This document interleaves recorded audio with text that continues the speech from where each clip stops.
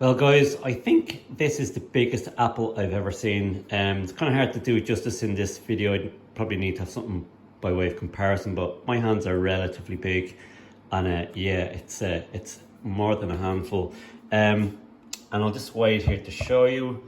So 318 grams, 316 grams thereabouts. I have a few more here from the same tree, and this tree is Honey Crisp. Here's another big one.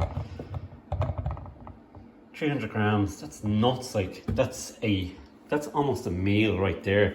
Now maybe my in my apple naivety, it's probably not that big. I'm sure there's probably bigger ones out there, but that is certainly the biggest I've ever gotten.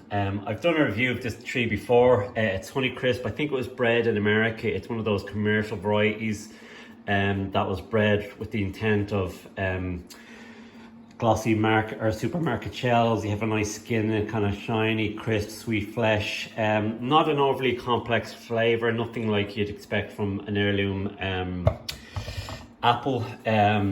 This, by way of comparison, is another apple that I have. It's called Red Devil. So these would be probably there about your standard sized apple, and there you can see it by comparison. It's almost double the size.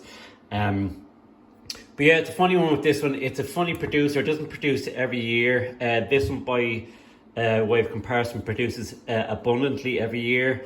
A couple of years ago, I got tons of apples off this, much smaller. Then I had a year where I didn't get much.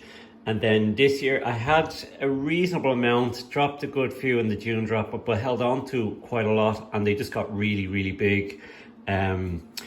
So yeah, and something similar has happened to another one of my trees out the back garden where I just got a small amount of apples, but they were massive. But yeah, I just thought I'd show you that, just gigantic apples. Anyway, there you go.